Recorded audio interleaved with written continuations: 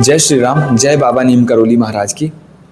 अब देखिए, कुछ लोगों का सवाल है कि भैया मैं एग्ज़ाम की तैयारी कर रही थी, गवर्नमेंट एग्ज़ाम में थी, तैयारी कर रही थी, लेकिन वो चीज़ हो नहीं पा रही है, बार बार रह रह के रुक जा रही है। भक्ति भी करती हूँ, नाम जप भी करती हूँ, सब कुछ करती हूँ, लेकिन फिर भी मेरे जो कुछ एग्ज़ाम्स हैं वो क्लियर नहीं हो रहे हैं। देखिए, भविष्य आपका कोई नहीं जानता है, आप भी नहीं, मैं भी नहीं, कोई भी दूसरा पर्सन भविष्य नहीं जानता है। तो इसका मतलब क्या है, हमारे हाथ में क्या है, सिर्फ कर्म करना।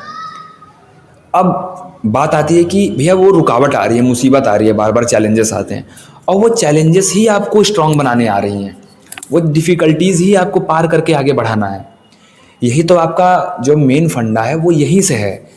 अब मान लीजिए कि आपको कुछ सोसाइटी में सर्व करना है, लेकिन खुद को पहले सर्व करना सीखो। पहले खुद के लिए क्या ज़रूरी है ये चीज़ आप जानो। अगर आपको स्पिरिचुअल बुक्स पढ़ने में अच्छा लग रहा है तो पढ़ो। ज़रूरी नहीं है कि आप कुछ चीज़ पढ़ोगे तो सर्व ही होगा सोसाइटी में, नहीं। अगर आप स्पिरिचुअल बुक पढ़ रहे हो, भगवान से जुड़े हो, कुछ ऐसी चीज़ पढ़ रहे हो जो स्पिरिचुअली बहुत आपको इन्वॉल्व कर रहा है, स्पिरिचुअली मोड़ रहा है, आपके लिए बहुत अच्छी बात है। आपको प्योर करेगा, वो आपकी सोल की प्योरिफिकेशन होगी, आपकी बहुत सारे जो सबकॉन्शियस पैटर्न है वो हील होंगे, बहुत सारे कार्मिक पैटर्न्स हील होंगे। वो आप अपने लिए कर रहे हो, पहले आप सर्व करने की सोचोगे तो बहुत मुश्किल में पड़ जाओगे। नहीं, हमें क्लैरिटी रखनी है कि हमारी लाइफ का फंडा क्या है। अगर हम एग्ज़ाम को लेके चल रहे हैं, अगर हमें फाइनेंशियली दिक्कत है तो हम एक फाइनेंशियली जो है अपने आप को क्लियर कर लें, कुछ छोटी मोटी चीज़ें कर लें जिससे हम अपने माँ बाप पे बोझ ना बने, किसी ऐसे पर्सन पे बोझ ना बने। खासकर जब हमारे पास सुविधाएं ना हो तब थोड़ी सी मुश्किल आती है। तो आप, ज़रूरी नहीं है कि आप भक्ति से ही रिलेटेड करोगे, भक्ति तो आप अपने लिए कर रहे हो ना। आध्यात्मिक अगर आप हुए तो अपने आप को प्योर होने के लिए हुए हो। समाज को आप कब दोगे? पहले अपने आप को प्योर करो, अपने आप को सही रास्तों पे ले जाओ, अपने कर्मों को बैलेंस करो, अपने कर्मों को सुधारो। आप तामसिक चीज़ों का कंजम्पशन कर रहे हो, क्या चीज़ें कर रहे हो पूरे दिन में, उन आदतों पे काम करो, तब जाके आप किसी चीज़ को सर्व कर पाओगे, तब आप एक सोसाइटी को सर्व कर पाओगे। वरना आपके लिए बहुत मुश्किल है, आप स्टक हो जाओगे दोनों चीज़ों में। नहीं, हमें भविष्य नहीं पता है, ये हम क्लियर हैं। अब हमें एग्ज़ाम भी निकालना है, अब डिफ़िकल्टीज़ भी आ रही हैं, वही डिफ़िकल्टीज़ आपको रोक रही हैं ताकि आप इस एग्ज़ाम की तैयारी ना कर पाओ। अगर आपकी चाहत है वाकई में, अगर आप कॉम्पिटिटिव एग्ज़ाम की तैयारी कर रहे हो तो आप उस एग्ज़ाम को एक बारी कर लो, एक बारी, एक साल के लिए एक तैयारी अच्छे से कर लो, एक फ्लो में कर लो, ताकि उससे आपको क्लैरिटी मिल जाए। फिर आप निकलोगे तो कुछ और एक्सप्लोर कर सकते हो, बहुत चीज़ें हैं एक्सप्लोर करने के लिए। लेकिन अगर आप वाकई में ये चीज़ करनी चाह रहे हो, करना चाह रहे हो आप, तो करो।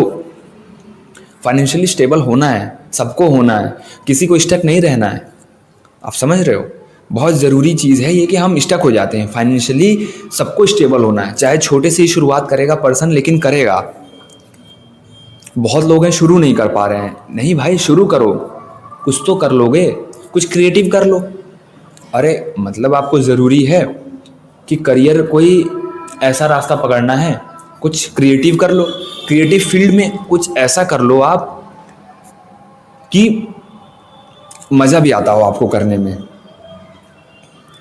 अब बात रही कॉम्पिटिटिव एग्ज़ाम की, आप तैयारी करो, मुसीबतें आएंगी, सबके लाइफ में आती हैं, कुछ भी बहुत आसानी से नहीं होगा, समझ रहे हो आप?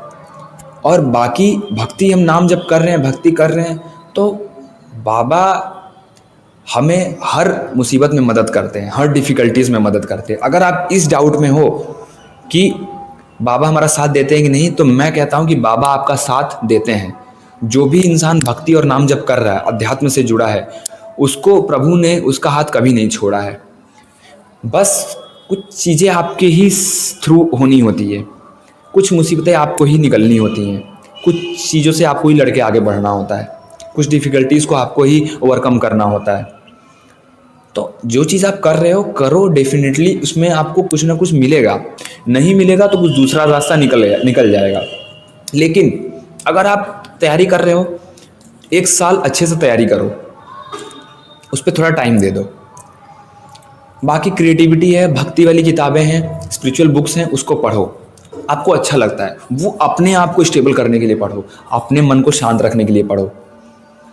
जब आपका मन शांत होगा तो आप तैयारी अच्छे से कर पाओगे, किसी चीज़ में अच्छे से फोकस कर पाओगे।